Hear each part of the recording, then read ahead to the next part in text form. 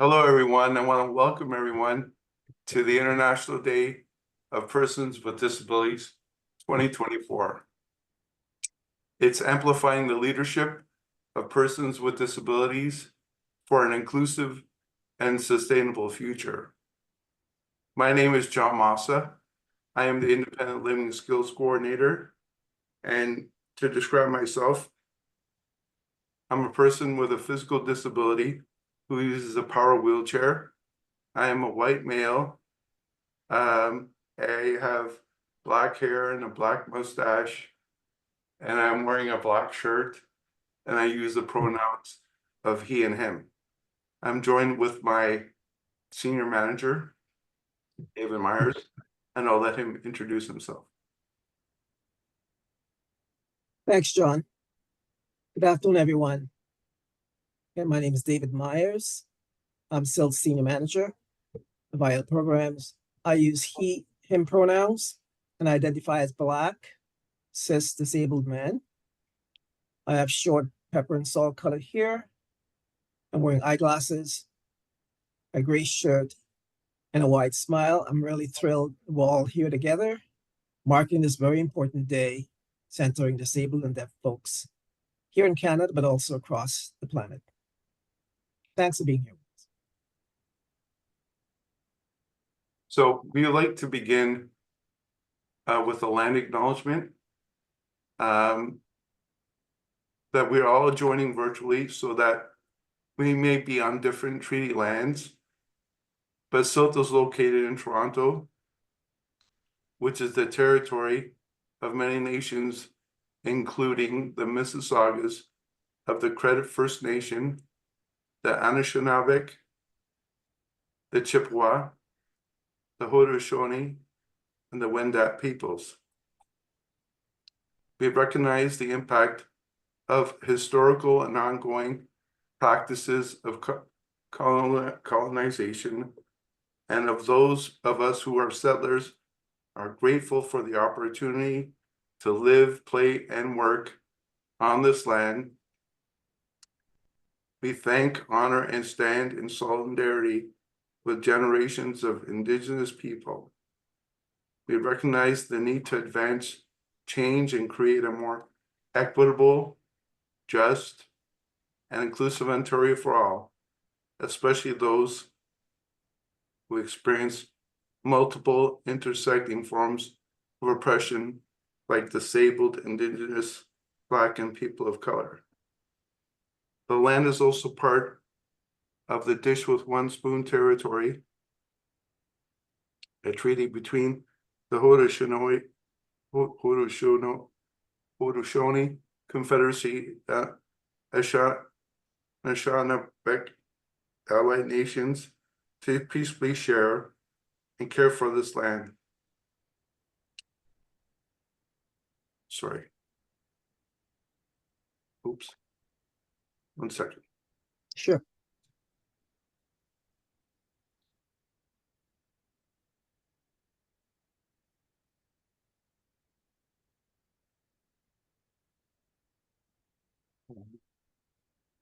One second.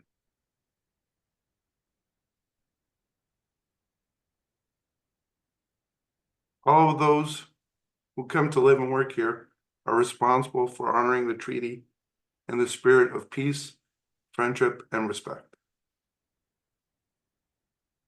So some session guidelines. Access supports. Today we have 2 ASL English interpreters, Francine and Marcia. We also have cart captioning. This celebration is meant to empower you with regards to the International Day of Persons with Disabilities, history and community action with information and resources. For privacy and time management, we ask everyone to be muted and no video except for the host till the question and answer section. So I ask that you take your video off, please. We will be recording the Zoom webinar, but we'll stop recording at the questions and answer section. During the Q&A, please type in your question to CILT and we'll share it on your behalf. or if you need to be unmuted, please raise your hand. If you need support, please select Robin Simmons, CILT staff, in the chat box, and she will assist you. We're committed to co-creating a space where everyone will feel heard, safe, and respected. We ask you all to join us in maintaining this space. Am I going at a good pace, Francine? Okay. So the agenda. We'll start with a welcome from our executive director and how CILT is connected with the UN theme. We'll do a brief history of the United Nations International Day of Persons with Disabilities, the United Nations theme for 2024, a remembrance and tribute to Indigenous elder and disability advocate Wanda Whitebird. We will then have a number of community action speakers. We'll then have questions and answers and a wrap up, and thank you for everyone. So I'll pass this on to Wendy to give a few words from CILT. Hi, everybody. My name is Wendy Porch. I use she, her pronouns, and I'm the executive director at CILT. I'm a short, white woman with long, dark hair, and I have glasses on today. And I am a person with a disability. I was born with a limb difference. I'd like to welcome you all here today for the International Day of Persons with Disabilities. And I want to tell you a little bit more about CILT and how we're connected to the theme. So CILT is a community-based resource center for and by disabled people. We are rooted in the Nothing About Us Without Us disability rights movement, which is also the same model that is used by the United Nations. Recently, I have been hearing people say, actually, everything is about us as disabled people. Everything is connected to us. So it's nothing without us, period. And I tend to agree with that. Some of the programs that we have at CILT include an information and referral program. We have a volunteer program. We have a number of peer-based programs too. We are the centralized application point for attendance services in the GTA. We are also the administrators of the direct funding program across Ontario. We also provide the IDE+A project, which you'll hear more about today. And we support, as administrators, the GTA Disability Coalition. As an independent living center, we work towards building a society where people with disabilities, us, have access to social and economic equity too. If you could go on to the next slide. Perfect. Thank you. That's great. We're turning 40 this year. It's our 40th birthday. So happy birthday to us. If you're interested in celebrating our birthday with us, please tune in to our website where we will be posting across our birthday year notice of a variety of events that we're undertaking. The direct funding program is also turning 30 this year, and it is a remarkable thing given that at the start of the direct funding program, there were doubts that disabled people would be able to use the money responsibly. If you can believe it, those were the concerns. And here we are 30 years later with a hugely successful, life-changing program. John, you talked a little bit about the theme for today, and it's around disability leadership. And I just want to say quickly, CILT is also connected to this theme because we are structurally different than many disability organizations. Our bylaws stipulate that our chair and our vice chair have to be disabled people, as do the majority of our board members. And very many of the staff at CILT are also disabled people. So when we talk about being by and for disabled people, we're not kidding. We take that very seriously. And we work towards, again, this world that I think we're all desperately trying to build, where disabled people have social and economic equity. Today, you'll hear about some programs alongside a number of our partners, and thank you for you who have joined us today, that celebrate the capacity of disabled people to be leaders and to work together towards those changes. So I hope you enjoy the rest of the event. Thank you to everybody for participating, and please do have a look at our website if you're interested in learning more about us. And I'll pass it back to John to talk a little bit more about the history of today and to expand on the 2024 theme. Thank you, Wendy. So a brief history of the International Day of Persons with Disabilities.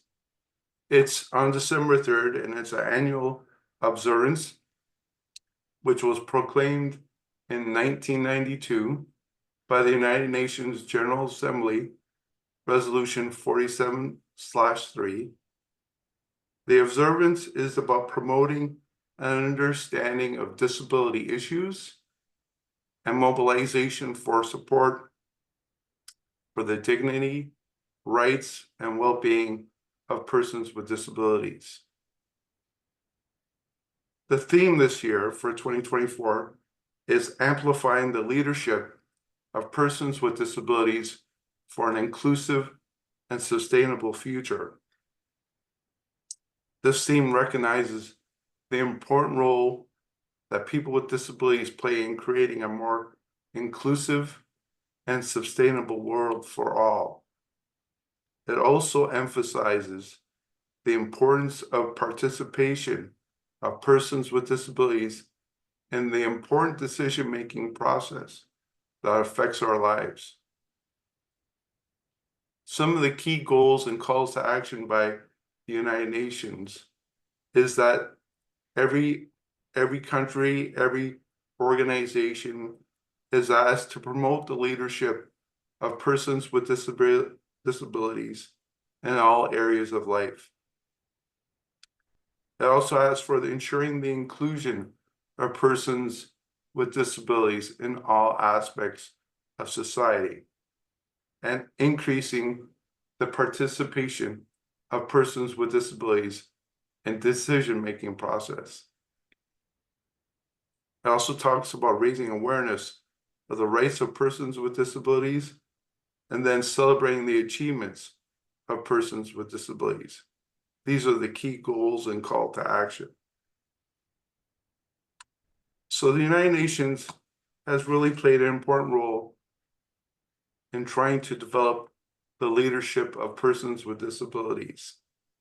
And some of the global leadership breakthroughs that have been achieved, first and foremost, is the Convention of the Rights of Persons with Disabilities, or the CRPD, which was passed in 2006.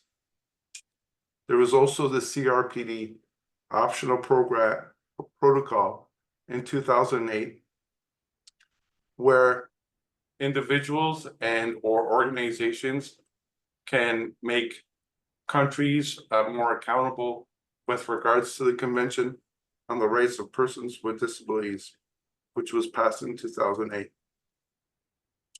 There was also an important resolution called 2475, Protection of Persons with Disabilities in Conflict, that was passed in 2019.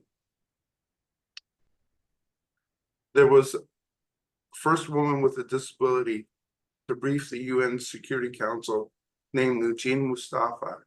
And I'd like to share a video of Nujeen addressing the Security Council.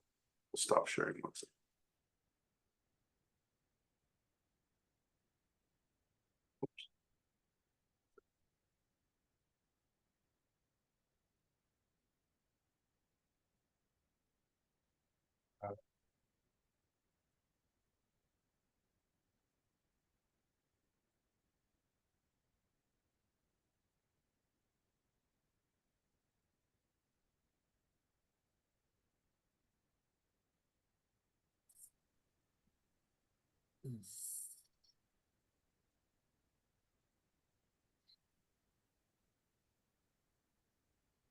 Can people see this video? Yes. I will start. I'm honored to be the one speaking on behalf of Syrians and people with disability. I mean, how many 20-year-olds end up in the Security Council?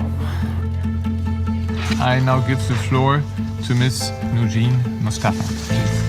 My name is Nujeen Mustafa. I'm 20 years old, a Kurdish girl from Aleppo, Syria. I have cerebral palsy and use a wheelchair to move around. What I hope to accomplish is to make the decision makers realize that behind all these figures and reports that they read, there are humans who are suffering and that every decision they make affects them. Every day we would hear of relatives and acquaintances who had been killed. Every day, buildings in our neighborhood would be bombed. Every day I feared that I would be the reason my family was 1 or 2 seconds too late. The structure of supports that people with disabilities rely on is broken down in conflict. You need to address the needs of people with disabilities, particularly women. This is not a favor. This is not a charity. This is our right. To be the first woman with a disability to brief the Security Council just feels so surreal to me. Because it's something that I'd never expected in my whole life, and hopefully the session will encourage the Security Council to take action and ensure that people with disabilities are no longer at a disadvantage just because they're different.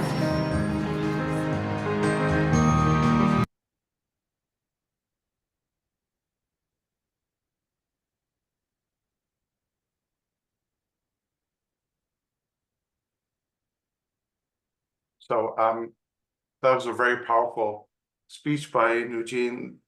I thought I'd share with everyone. So the theme talks about emerging trends and also opportunities for leadership for the future.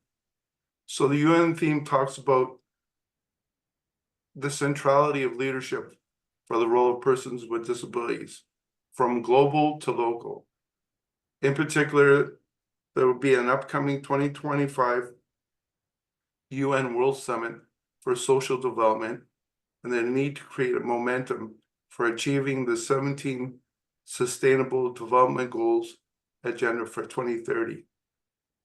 Today, we are honored to have a panel of community speakers that are from federal to provincial to local, who will highlight critical disability justice issues impacting disabled and deaf communities, and some of the collective action, policy, and research work being done to address them. However, we will begin with a tribute to Indigenous elder and disability justice advocate Wanda Whitebird, and I'll pass it on to David Myers.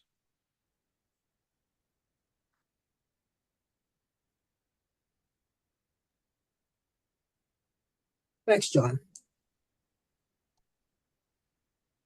Just give me a moment, folks, to set myself up. Great. Thank you. Honored to actually do this tribute on behalf of CILT. For those with low vision, I wanted to just do a brief description of the photo the people who have vision can see. It's a close-up shot of Wanda Whitebird. She's seated in a wheelchair. She's black hair pulled back, is wearing eyeglasses, a red shirt, black jacket, an Indigenous necklace, and a warm smile. Just over 2 weeks ago, CILT joined Indigenous people and broader communities in mourning the passing of Wanda Whitebird on November 14th. Wanda was scheduled to be one of the panelists at today's event, and we were really thrilled to have her come to speak on the intersections of disability and Indigenous justice. And so here we are talking about her impact and sharing some stories of her history, not just impacting Indigenous people in Ontario, but also CILT, who and she partnered with us for the last 3 years on a number of things. Wanda was Bear Clan and a member of the Mi'kmaq First Nation territory called Acton-Keck in Nova Scotia. 1986, she moved to Ontario and did support work with Indigenous inmates experiencing harm in Ontario's prison system, where they are very overrepresented, as I'm sure many of you know. She also made a tremendous impact, though, working for over 13 years at Anishinaabe Health, pioneering harm reduction work there, and also as an Indigenous outreach worker at the Ontario Aboriginal HIV/AIDS strategy for several years. Wanda also extended her work to non-Indigenous survivors experiencing health inequities and oppression such as homophobia, transphobia, racism, poverty, always working collaboratively with settler orgs and leaders to make change happen.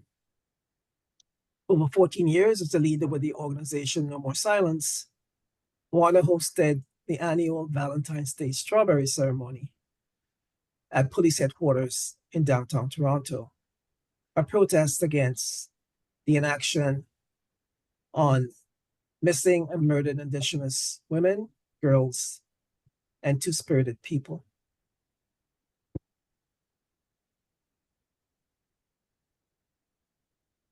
When Wanda became a wheelchair user around 2019, after a traumatic spinal cord injury, she extended her activism to disability justice work. In 2021, No More Silence partnered with CILT on a project called Disability Justice and Indigeneity Project through CILT, City of Toronto project funding. Activities included Wanda facilitating focus groups for disabled Indigenous community members who had endured systemic and sometimes really traumatic barriers to accessing their own ceremonial spaces and events. And Wanda was moved to tears by many of those stories and really struck by just how much the impact of that exclusion was on her community, and committed at that point to lead change around improving ceremonial accessibility. And we were really happy to be part of that journey she was taking. Also, educational videos were produced with Wanda advocating for this very thing with community leaders, and they had it on the No More Silence website and also circulated it across socials just to broaden the knowledge of that. So the project was to culminate with the building of an accessible sweat lodge in which Wanda would conduct sweats inclusive of men, women, and two-spirited people who identified as disabled. It was been built in Scarborough in a park, but after encountering a lot of major external obstacles to building the lodge in Toronto, in summer 2023, Dorio Rian Hummingbird Healing Lodge, an accessible sweat lodge, was built on 6 Nations on the Grand River. And that work was led by Wanda and No More Silence. And,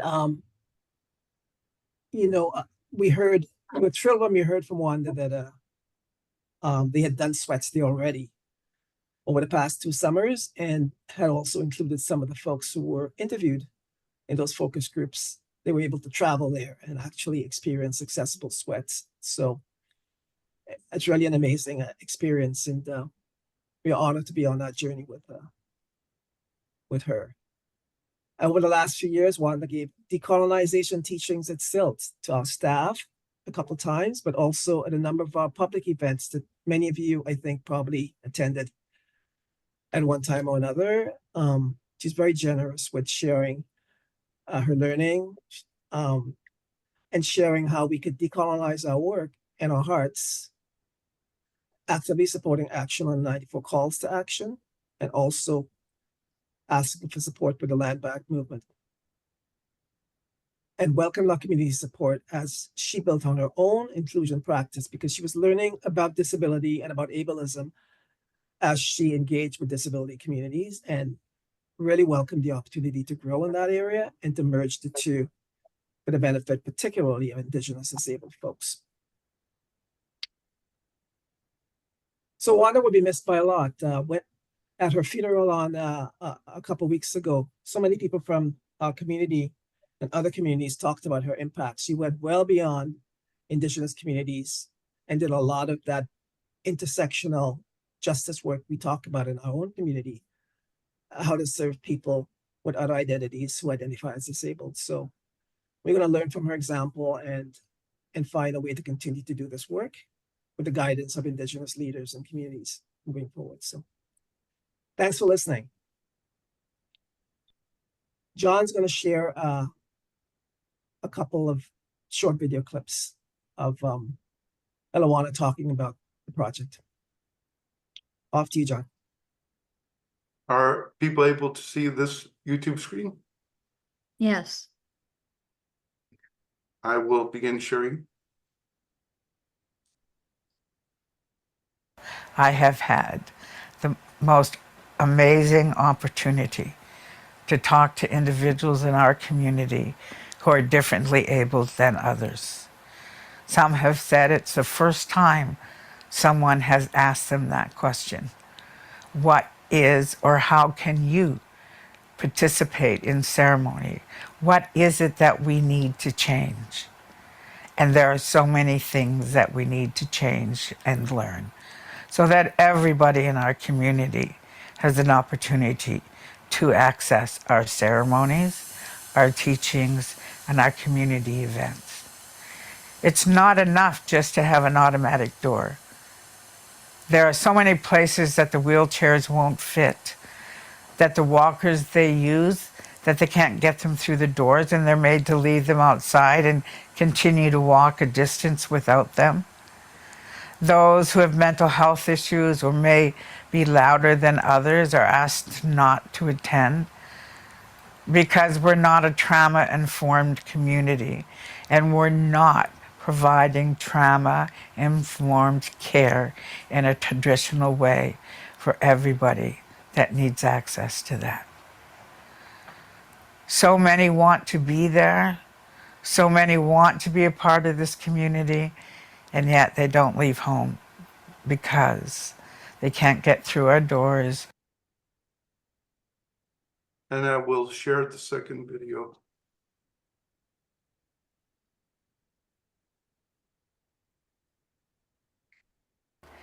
It's time for us to change that. Let's learn together on how we can reach out and so that everybody is a part of our community, no matter how able they are, differently abled, blind, deaf. You know, we're always trying to find the right words to describe people. And you know what? It doesn't matter what we say about them, it's what we do with them that is important. And so let's do better. Let's just do it. Let's stop worrying about the money. Let's fill our hearts and our minds with what we were taught about love, and let's spread it around. So that's what I would really like to see change in the little time I'm here. So, miigwech. Thanks for listening.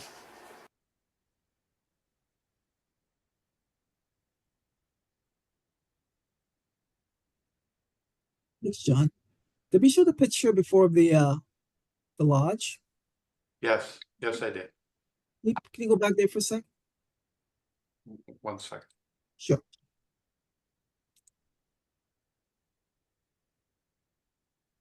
So that's the picture there of two buildings. So the one on the right is a smaller wooden building built on Six Nations. And you can see there's a picture of a blue hummingbird, I think with a red head. It's hard to see. On the door of the entrance. When I saw a video of that, it was a ramp, a metal ramp you can use to go into the lodge. On the left here is a healing center that was also built for Indigenous people to do healing work and ceremony as well. So that's where it is. And we've talked about actually making a trip there, to go pay a visit to the lodge and just to honor and celebrate the achievement they've made there. So that's on our bucket list to do. Thanks, John. I'll pass it to Dave again to introduce our speakers. Yeah, it's great to get other people talking about our topic and our theme today. So happy to introduce our speakers, 5 speakers. Our first panelist, Christine Shepard, is going to be setting the table for our discussions by speaking about thriving in Toronto with a disability. She could very well be speaking of thriving in London or Hamilton or North Bay, because for a lot of people with disabilities in Ontario, thriving is really an unrealized dream. For folks enduring disability poverty, their stories of lives having inadequate resources to survive, let alone thrive, precarious housing, homelessness, inaccessible healthcare, food insecurity, for some track to maid, lives left behind by laws and acts that actually leave disabled people behind. And John and Wendy spoke already about this year's UN theme of amplifying the leadership of disabled and deaf people. And we know well as disabled and deaf people who consistently show up for each other and for our community. And many of you in recent years, through Raising the Rates campaigns or the disability benefit, to name just 2, organize, protest, preach, partner, educate, and even legislate. As flawed as they are, the ODSP, the Canada Disability Benefit, the Accessible Canada Act happened because disabled people showed up for each other. As flawed as they are, they wouldn't be here without our community. And that includes some of you people in the room here who we see, who have fought for these things. And certainly most of the folks on the panel have been fighting as drivers of change for many years. But first we'll start with Wellesley Institute and Christine Shepard, Dr. Christine Shepard, researcher at the Wellesley Institute. She's a trained social work researcher with over a decade of experience leading meaningful community-based research, advancing health equity. I'd like to turn it over now to Christine to talk about the project Thriving with a Disability in Toronto. Christine, off to you. I'll stop sharing now. Thank you, David. Thank you, John. I will share some slides. Here we go. Can everyone see those okay? Yep. Yes, we That's can. good. Perfect. So hi, everyone. Thank you, David, for the very warm welcome. My name is Christine. I am a white woman and I have bright pink hair that comes to my shoulders, and I am wearing big purple glasses today. I use she, her pronouns, and I am wearing a white shirt that has some very abstract flower prints on it. And I work at Wellesley Institute as a researcher, and I'm here today to talk to you about one of our recent projects that I was involved with called Thriving in the City with a Disability. So Thriving in the City with a Disability is really a framework that reflects on what we need to make sure our cup is full, what we need to live a healthy, meaningful, and engaged life. The Thriving in the City frameworks go beyond surviving and meeting our basic needs. It considers, of course, things like food and housing and transportation, but it also thinks about all of the other things we need to live a meaningful life where we are connected to our communities and to each other. So it also looks at physical activity, social participation, personal care, healthcare, professional development, and saving for the future. And the framework shows that we need all of these things in order to thrive and be healthy. And within our thriving frameworks, we look at all of the resources we need to be healthy and then what some of those things might cost. Wellesley has developed frameworks for single working-aged adults, for older adults, and for families with 2 parents and 2 children. But individuals with disabilities and chronic conditions were not considered in any of that work. And this is the gap that we sought to fill with our current project that I'm here to share with you about today. So we looked at what it means to thrive in the city for people with a disability, and we focused on 3 key questions. So the first was, what constitutes thriving for a single working-aged adult with a disability, and what barriers do they face trying to thrive? What types of goods, resources, and services would help someone with a disability thrive? And then how much does it cost to access those goods, resources, and services? For this work, we focused on chronic and episodic disabilities that impact people's physical and mental health. These are the 2 most common types of disabilities among working-aged adults in Canada, and we know that they co-occur together at high rates. We also focused on individuals who are living with mild to moderate disabilities and recognized that individuals with more severe disabilities might require different resources or different amounts of resources in order to be healthy and live a thriving life. So to do this work, we first did some consultations with stakeholders. And these included folks who worked in health, social services, legal, and policy spaces that are connected to disability. We connected with different disability advocates, and we also connected with individuals who have lived experience in physical and/or mental health disabilities. We also conducted a targeted literature review to examine the evidence on the issues and solutions that the stakeholders were talking about during their consultations. And from these consultations and the literature review, we drafted a preliminary framework and gathered some further feedback from stakeholders to help us refine it. And once the framework was drafted, we estimated the costs for the different resources, goods, or services that were identified as things that would help people with a disability thrive. During consultations, stakeholders shared reflections on the concept of thriving with disability. Several explained that people with disabilities struggle to survive, let alone thrive. They referred to disability as a tax on your life and that many markers of disability were simply not available to people. And this was best illustrated by a quote that I have on the slide here that I thought was really powerful and illustrated what the struggle might feel like. So the quote says, "We see more and more disabled people talking about their lives as disposable because we aren't seen. Shelter, income, education, health, leisure, accessing spaces, government policies, in all of those things, disabled people are invisibilized. On all of those markers of thriving, disabled people are very low on the ladder, and so a lot of our community is not thriving." It was also clear from our stakeholders how important the concept of thriving was for promoting well-being.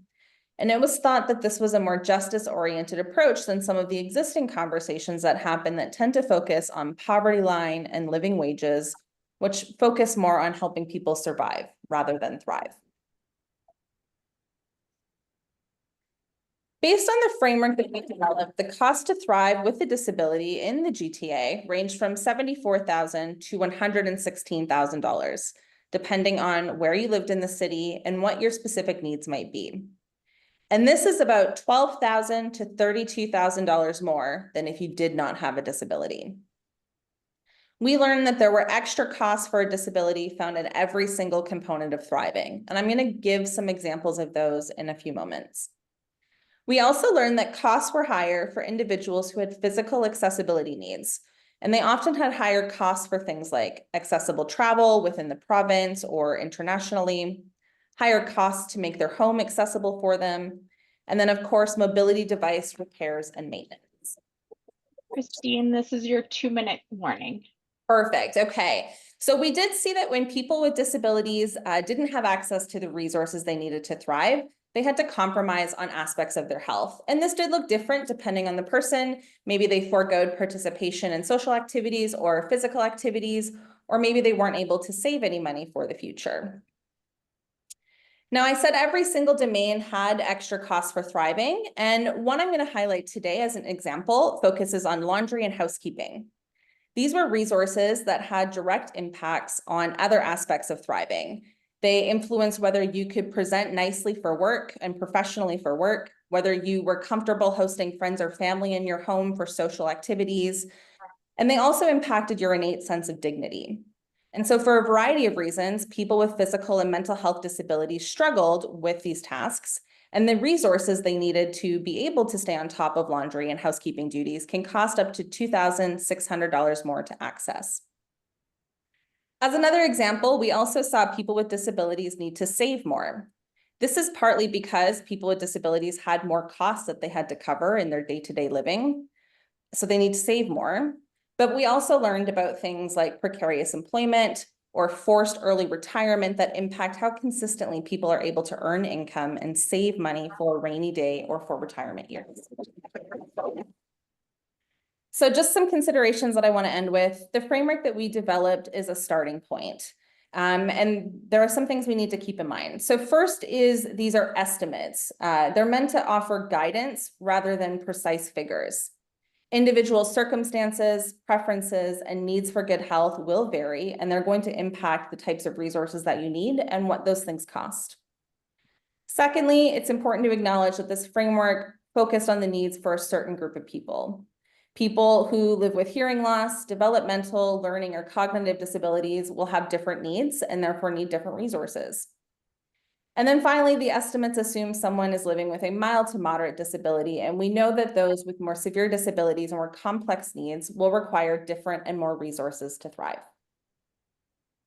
I've thrown a QR code up here on the screen along with two pictures of the covers of the two reports. One is the framework, and then one goes through how much each of the things in the framework costs. And there is a URL at the bottom of the page. If you'd like to go and check them out, you are welcome to do so. And that's it for me. Thank you, Christine. I'll pass it back to Dave to introduce our next speakers. Thanks, Christine. We've been circulating that those reports a fair bit. You know, it's really remarkable just how much on so many markers of vulnerability, disabled people are there as not thriving at all, disproportionately to the general population. I mean, we all know that because we know it from our community, but just to see some of those numbers, you know, people on ODSP are getting, you know, under 16,000 a year, and you're talking about 74,000 as a lower mark is needed to thrive. So it's just it's a good wake-up call for policymakers and elected officials in terms of what they need to do.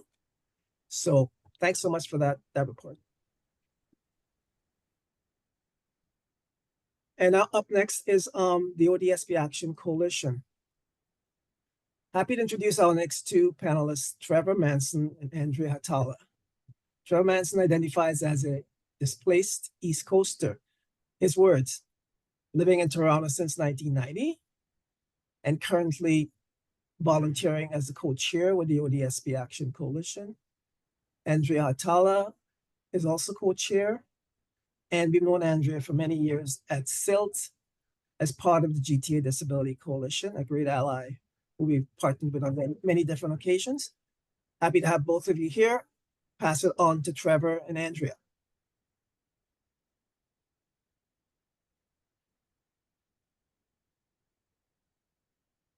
Trevor's going to share screen, folks, so just give him a moment and he'll be with you.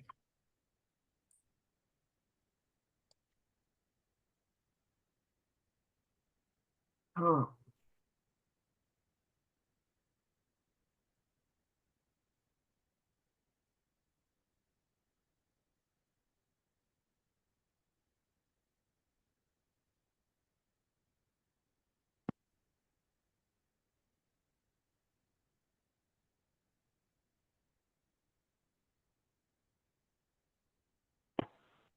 Sorry, I forgot to take myself off mute there. 1 second. First. Hi, everybody. Hi, Andrea. Can you see the presentation now? Yep. Yes. Okay, great. Sorry about that. I know we're pressed for time, so we'll try to get through this as quickly as possible. With today's theme in mind, amplifying the leadership of people with disabilities for an inclusive and sustainable future, Andrea and I decided we're not going to get too into the weeds regarding ODSP policy, benefit design, and that sort of thing. That's a whole other presentation in itself that we'll probably touch on later. Andrea's been with ODSP Action Coalition longer than I have, so she'll get us started with a very brief history of the coalition. Andrea? Hi, I'm Andrea Hatala.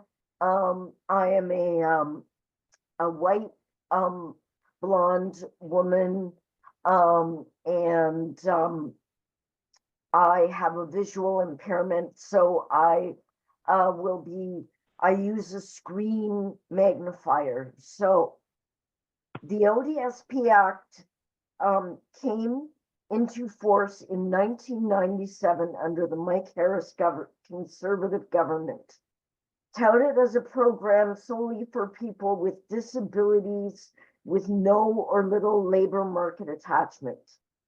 Soon after the program was introduced, community legal clinics were receiving a high volume of calls from applicants and recipients experiencing various issues, accessing the program, inconsistent treatment of applications and recipients, and other like issues with the program.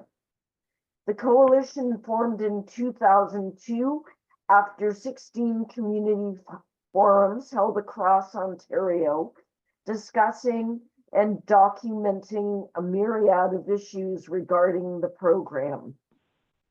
Income Security Advocacy Center, or ISAC, played a pivotal role in bringing the coalition together and published various reports, including a denial by design, looking at the difficulty applicants were having qualifying for the program.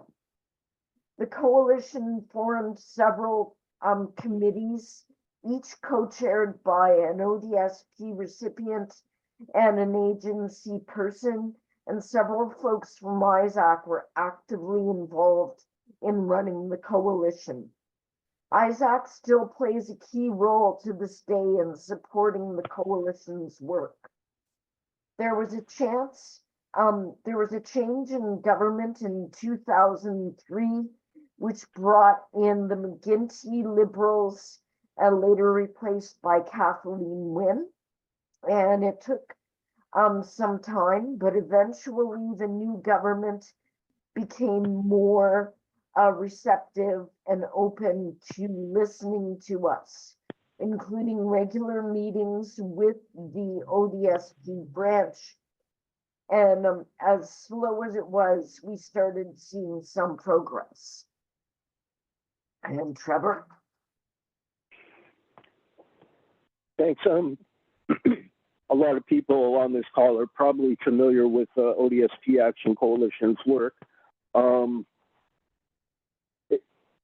John Stapleton put it very succinctly. John Stapleton, he's a social policy expert.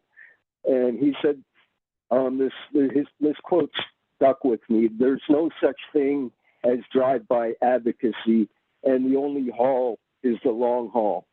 And that's to say that changes to government policy are glacial in speed, and they take a long time. Nothing happens overnight, and it takes a lot of patience and dedication. The coalition's unofficial mantra is advocate, educate, and demonstrate. We're advocating for change.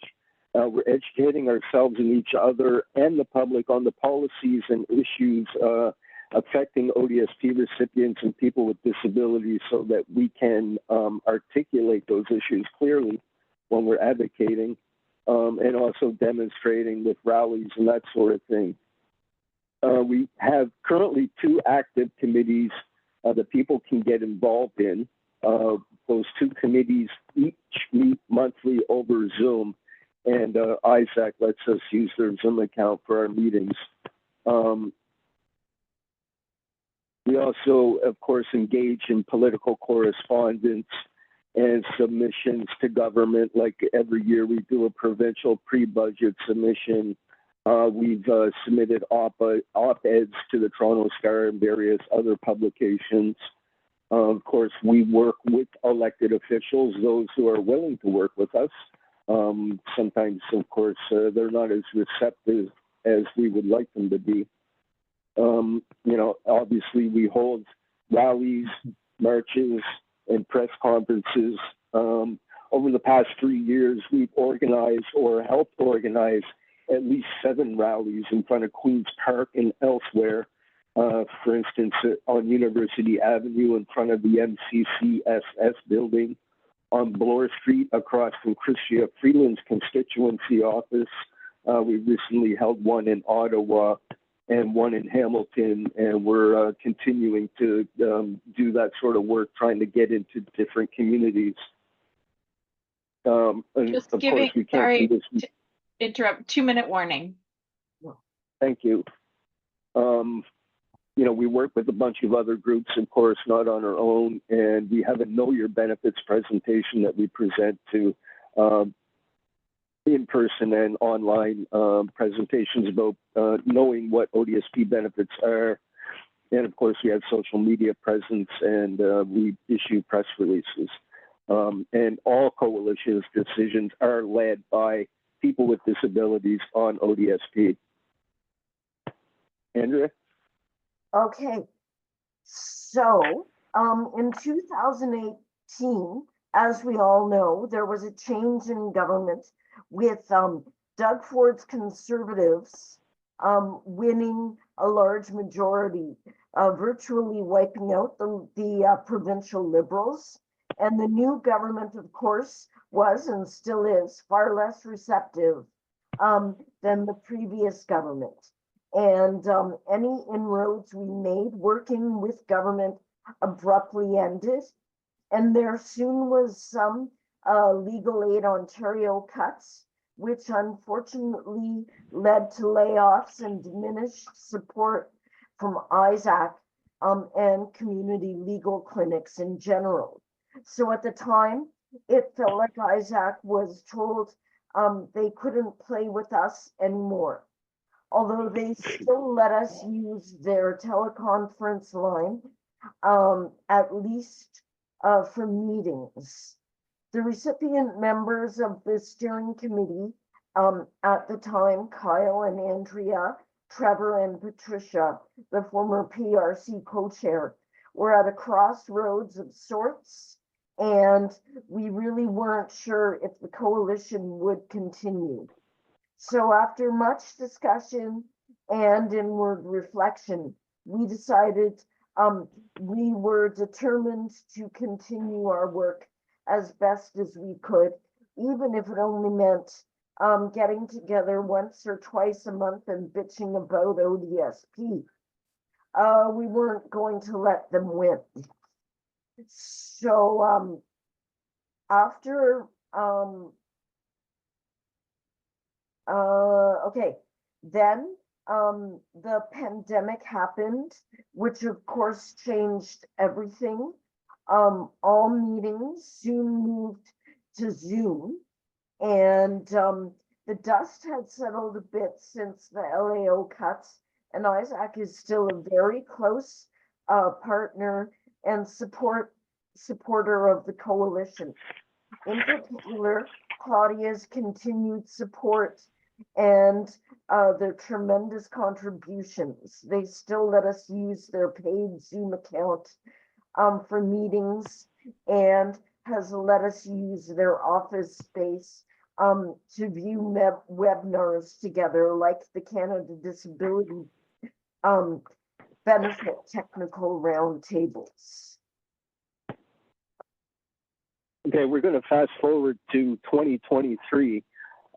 Last year, we were invited to attend the Daily Bread Food Bank's Best in Class Awards. ODSP Action Coalition Along with Dr. Michael Widener and Ontario for All, were all nominated for the Champion of Change Award. And the Champion of Change Award recognizes an individual or group who is committed to eliminating food insecurity and ending poverty through strong research and public policy. The recipient of this award puts evidence into action to advance social change and works collaboratively to achieve the right to food in Canada. And the winner is, ta-da, ODSP Action Coalition is the 2023 award winner of the Daily Bread Food Bank's Champion of Change Award. And of course, in the picture there from left to right, if you're able to see it, is Neil Hetherington. He's the CEO of Daily Bread Food Bank. And that's Andrea and myself, Trevor, in the middle. And then on the far right is Gurdeep Alawalia from CHFI Radio, who emceed the event. It was great to be recognized for our achievements and for our work. You know, the work is never done, but we continue to fight on. And of course,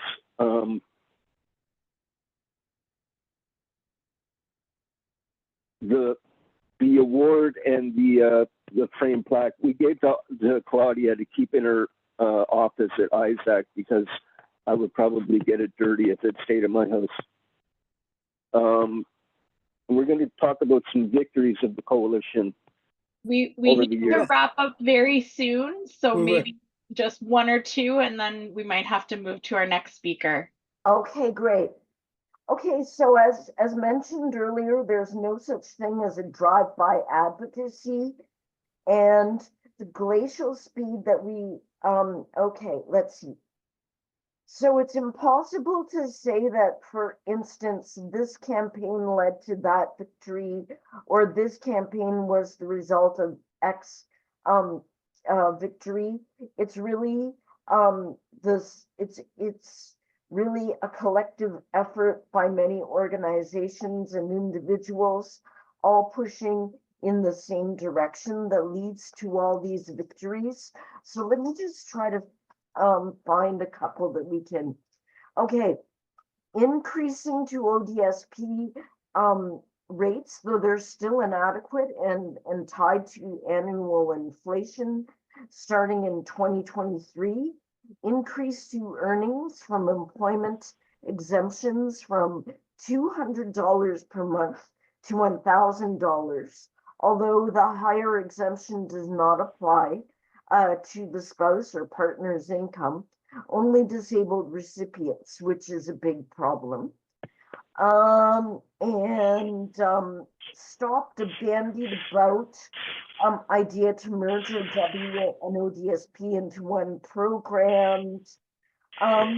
Stopped clawbacks on child support and child benefits like Canada Child Benefits, and increased the amount of for gifts and voluntary payments to $10,000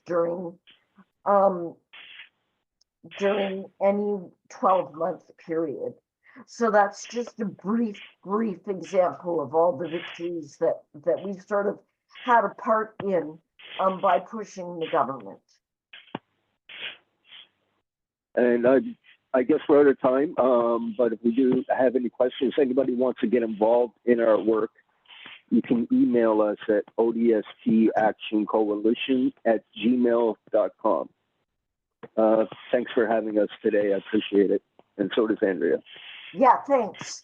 Thank you. Thank you very much, Trevor. I'll pass it back to Dave. Thanks so much. We're thrilled to have you folks here. You know, congratulations on your award. I see you got lots of positive reactions. That's awesome. Appreciate it. And the fact that you're led by disabled people, right? Recipients of ODSP. Again, your model is really fits the theme of today. So congrats. Our next speaker is Ingrid Palmer. Ingrid's a strong ally of CILT and has contributed to many events and programs we've had over the years. Won't get into it right now, but Ingrid is the first vice chair of the Council of Canadians with Disabilities, an award-winning speaker, best-selling author, and the principal of IDEAL advocate at Realize. As a visually impaired former foster kid, Ingrid is committed to combating discrimination in all its forms, driving systemic change and debunking stigmatized identities. I'm going to turn it over to you now, Ingrid. Thank you so much. Thanks for being David. here. No Thank worries. you so much, David. Greetings You're to welcome. everyone. So glad to be here with you today. As you heard, my name is Ingrid Palmer, and today I'm speaking to you in my capacity as the first vice chair of the Council of Canadians with Disabilities. I share that role with Heather Walkus, who is the chair. I'm her sidekick, and also April Dobbin, who is our principal executive and knowledge holder of the organization, as she has been with CCD, I believe, since its beginning 40 years ago. So we treasure her because she is a wealth of information and helps to guide our work. Along with our membership, we work to advance disability justice leadership in every area of life by moving in solidarity with intersectional cross-disability organizations across the country. We have what we term relaxed meetings styles, where people with disability, like we consider our people, our membership, more important than rules. So we know that a lot of organizations, well, with meetings and WICs, particularly around the executive, will really focus on things like Robert's rules. But we are considerate of our members and our ways of being, and so we will use concepts like talking circles. Even though we meet on Zoom, we ensure in all our discussions that everyone has an opportunity to inform and to speak and to give their opinions on all topics. You know, when Heather is facilitating, she will ensure to call everyone by name who is present and ask, you know, do you have something you would like to contribute to the conversation? Because some people are shy, some people are neurodivergent. There could be a plethora of reasons why someone might not you know, raise their hand or unmute on their own. And so we are rather intentional with reaching out individually to who is in attendance at our meetings to ensure that they have the opportunity to speak in their comfort on any topic that is being discussed. And so that's what I mean about prioritizing people over rules. We also operate on three particular pillars, and so I'll go over those now. Our first pillar that we operate on is convening.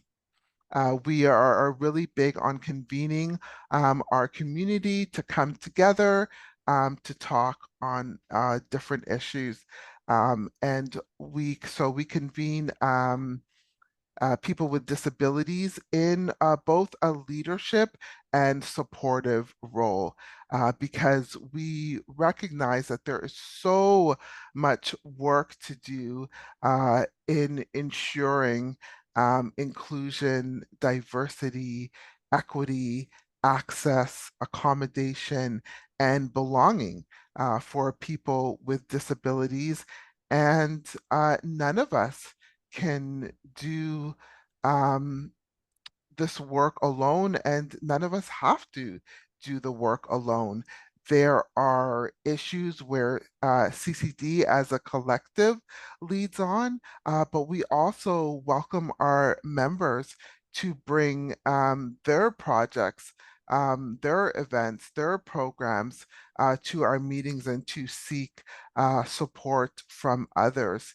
And so that's why we say that it's both a duality of perhaps at one point being in leadership and at another point supporting the leadership of our members and other folks and organizations with disabilities.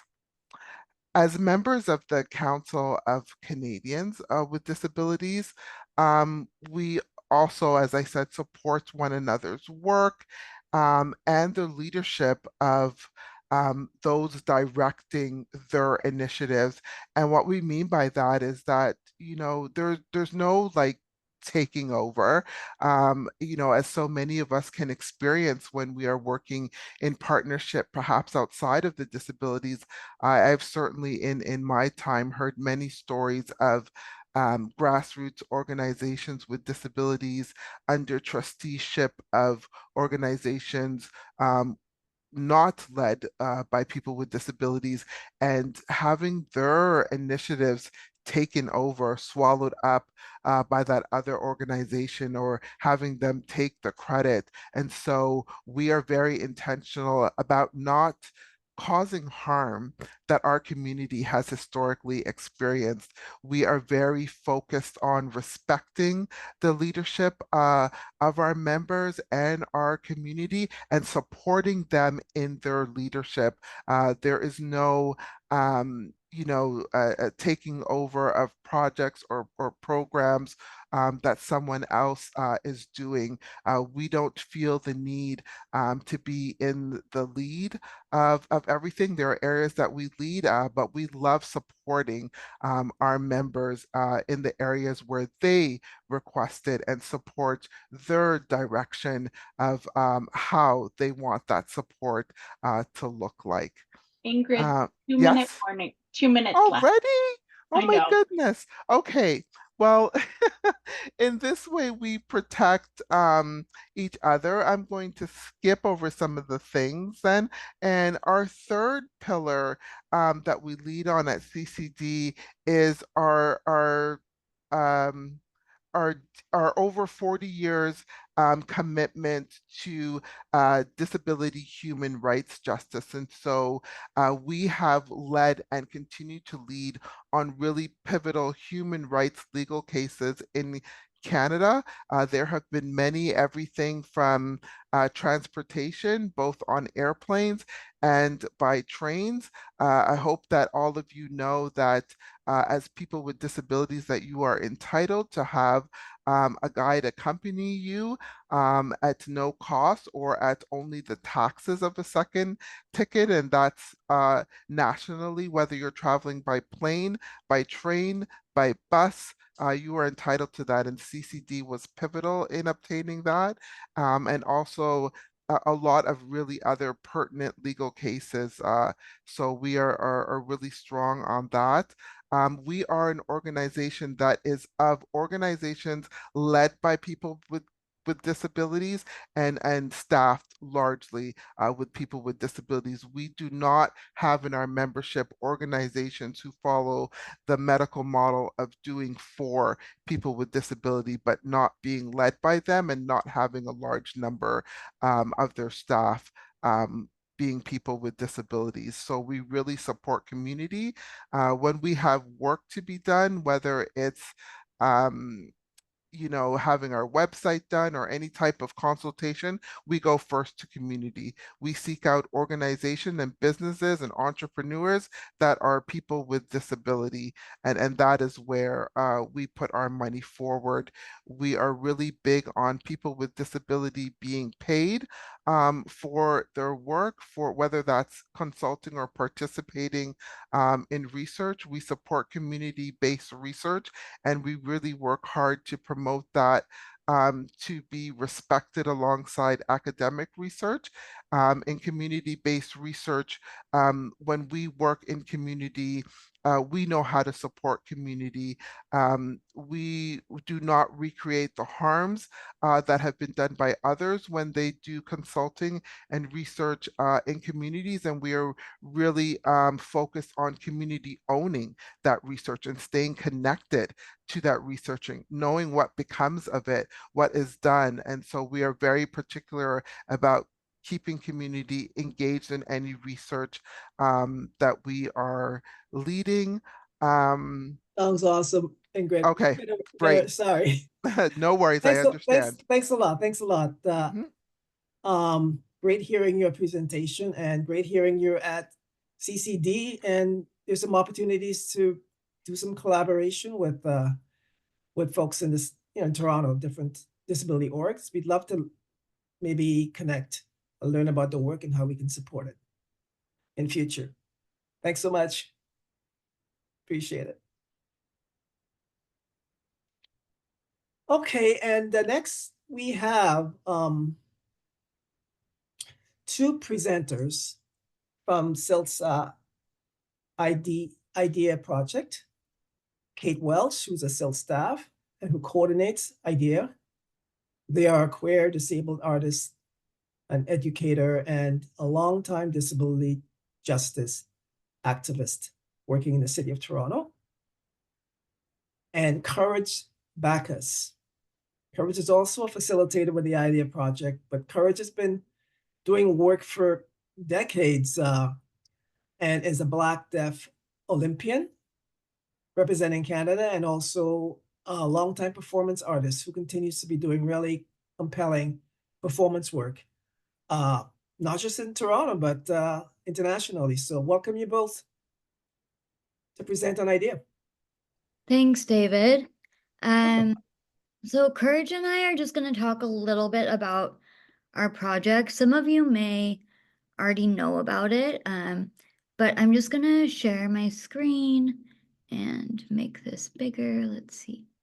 Okay, so we just want to start with a little bit about what is IDEA. So here on the screen, I've put a bunch of like IDEA facts. So we are using the words IDEA a little bit differently, but we are using them to say the inclusion of disability, equity, and access. And we're one of CILT's core programs. We have a steering committee of deaf and disabled leaders in the GTA, and we have 6 deaf and disabled educators who took a 9-week training program. We deliver these workshops to nonprofits and healthcare providers, and we've delivered about 30 already. So we're doing about 1 to 2 a week. I'm now booking for 2025, and you're welcome to contact me. I'm going to pass it to Courage, who can say a little hello and give us a brief outline of what the workshop looks like. Yes, thank you, Kate. Hello, everyone. Courage speaking. I am personally involved with the IDEA program and the workshops. It has been very beneficial, and has created wonderful discussion. And what has happened is there's been a lot of personal discussion around disability justice, personal issues, lived experience. It's very much worth attending. We haven't seen as many workshops previously. So the workshops were running in 2024. We will be continuing in 2025 through CILT.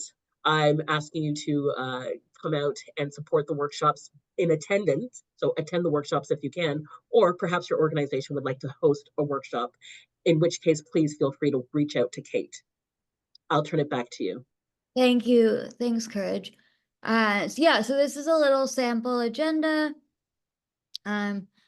about what we talk about, but basically we talk about the disability rights and history. We talk about language. We talk about ableism. We do a breakout room.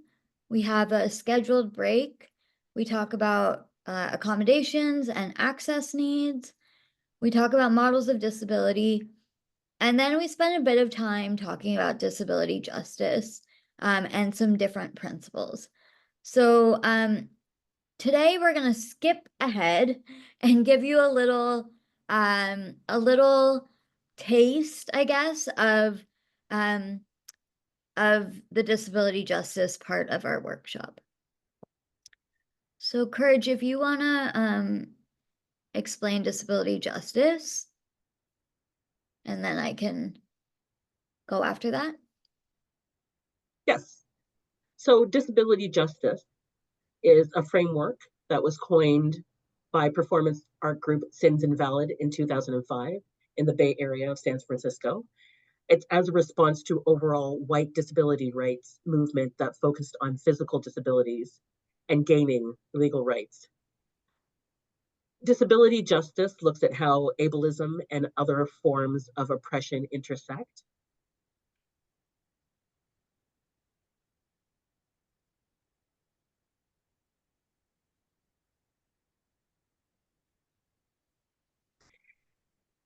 Disability justice is a goal to work towards a dreaming of a possible world, and disability justice is individual and collective justice and liberation. And there are 10 principles to that. Great. So we're not going to go through all 10. Obviously, we have like 6 minutes or whatever.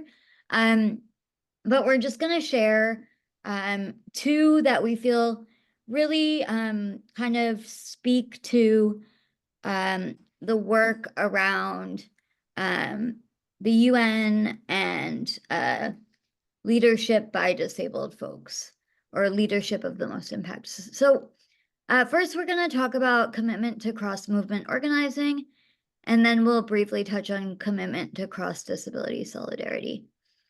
So this is our slide for commitment to cross-movement organizing.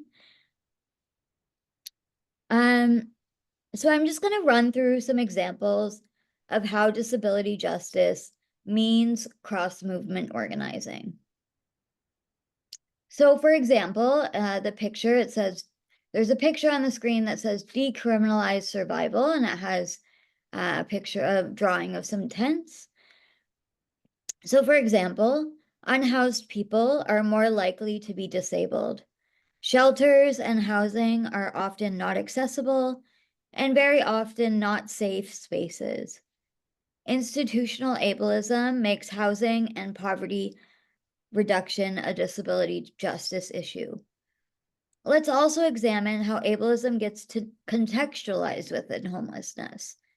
We see both unhoused people and disabled people as unworthy, which compounds the dehumanization and ableism. Another example is disability justice is an environmental issue.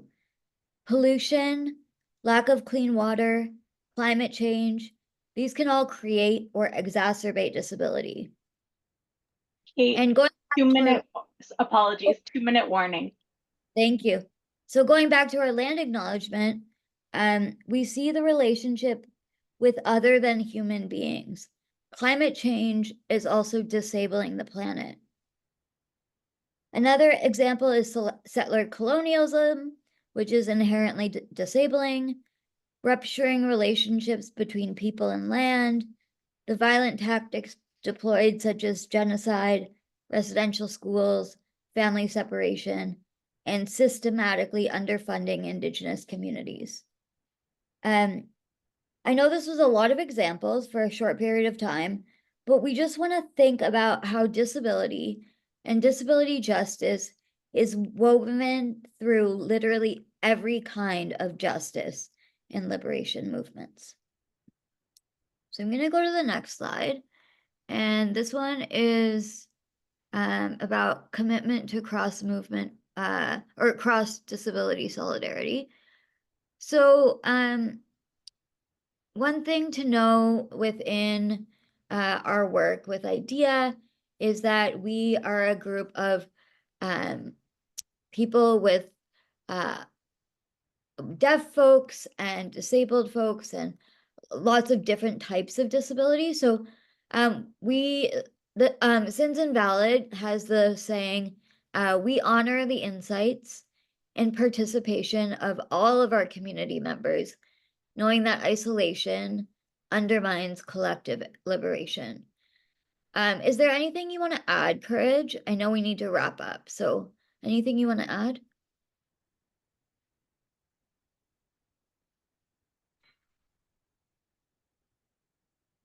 Not at this time. I think we're good. Thank you, Kate. Okay, great. So I'm just gonna go to the next slide where you can see how to book a workshop. You can contact me. There's also some people here, I recognize some names of people who have taken workshops. So please spread it around to your communities. We really want this program to keep going. So I'm going to stop sharing the slides and turn it back to David. Thank you so much. Thanks, Kate and Courage. So happy you were able to unpack idea for folks in the room. We really want next year to be a year where we actually roll out as many of these as possible to different sectors. So thanks so much. Our final presentation is coming to us virtually, even more virtually than these folks. It's a recording from the chair of the AODA Alliance, who most of you know as David Lepofsky. He's out of town this week and was unable to be here, but he took the time to actually sit down and record his presentation for us. So John's gonna put it up for us to hear. So thanks, John.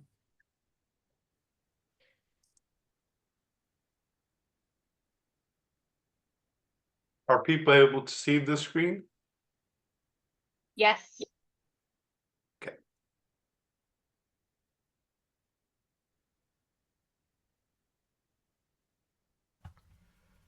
This is David Lepofsky. I'm chair of the Accessibility for Ontarians with Disabilities Act Alliance. Happy December 3rd. Delighted to be able to speak to you.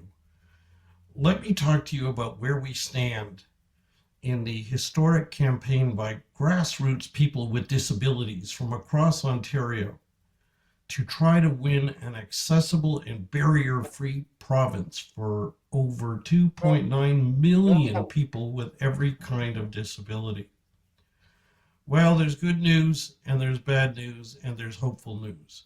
The good news is that last Friday, November the 29th, 2024, marked the 30th anniversary of the birth of Ontario's nonpartisan, province-wide grassroots movement campaigning for an accessible province through a strong Disabilities Act. And our movement is bigger, stronger than ever. And we've had lots of accomplishments, including, after 10 years of a big, long fight, winning the enactment of Ontario's first accessibility law, the Accessibility for Ontarians with Disabilities Act in 2005. And we've mounted a concerted campaign for the past 19 years to try to get that law effectively implemented. We criticize the government when they do poorly, we commend them when they do well, and we always offer constructive suggestions of what needs to be done. We're nonpartisan and we're ready to work with anyone. The bad news is that while we've made some progress, we've made nowhere near enough. The AODA required the government to lead Ontario to be accessible by 2025. That's just about 3 or 4 weeks away. We're nowhere near close. We've been warning the government of this for well over a decade. Moreover, independent reviews appointed by the government have warned the government about this. And the bad news is the government has not implemented or even identified a plan of action that will get us to that goal or get us even close. Making it worse, back on the 25th of November, when we had a major celebration of our 30th anniversary, Ontario's Accessibility Minister Raymond Cho claimed that 88% of Ontarians think Ontario is accessible. Well, I don't know who he's talking to, but everyone I talk to, everyone we talk to, and I'm sure everyone you talk to will say we're nowhere near close. Yes, things are better than they were. And yes, we've made progress, but in the words of the late David Onley, that progress has been glacial. That's the bad news. The hopeful news is that we're not giving up. The AODA does not vanish on the 1st of January 2025. Its obligations on the government and on our society remain, as do the guarantees of equality to people with disabilities in the Charter of Rights and the Ontario Human Rights Code. And we are more tenacious than ever. Please be sure you're connected up with us. Sign up to get AODA Alliance updates. Go to www.aodaalliance.org and go to the sign up link, click on it, paste in your email. If you're signed up and for some reason you're not getting any anymore, that sometimes happens, I don't know why, sign up again. Get others to sign up, and when you get our updates, they regularly include a section that says how you can help. Use our action tips. Help the cause. Thanks so much, and happy December the 3rd.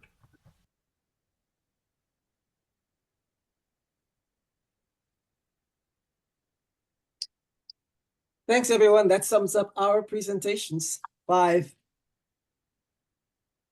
Thanks for bearing with us and going through this with us. It's 2:31.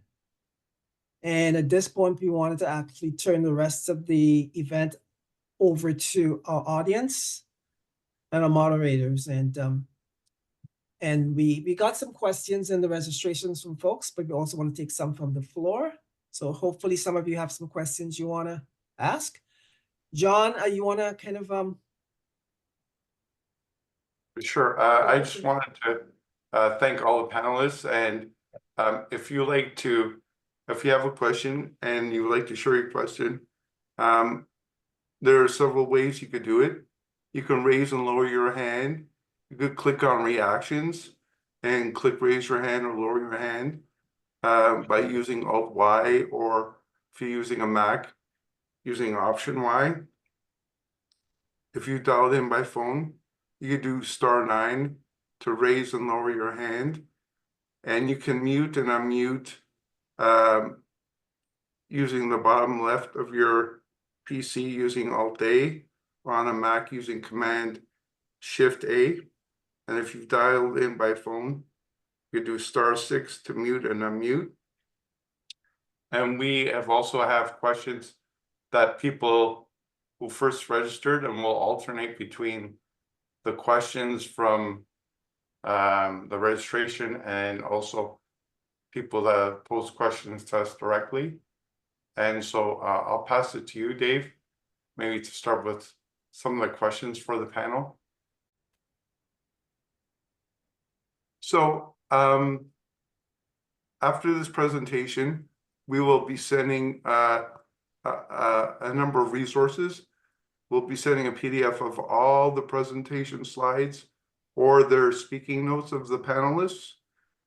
We will include International Day of People with Disabilities resource links of all the links that were in this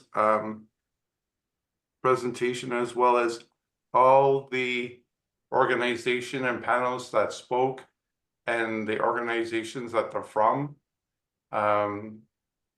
And we will also send evaluations, anonymous evaluations, so people will get a copy. And we will also send a link once we have the final edited version of this presentation to everybody, which will be shared on our YouTube website.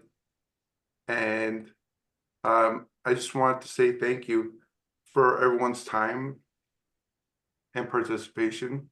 I want to thank all of our consumers, CILT staff, coalition and community partners, allies, the ASL interpreters, Marcia and Francine, our cart captionist, Abby, and our funders, United Way, GTA, City of Toronto, and IL Canada.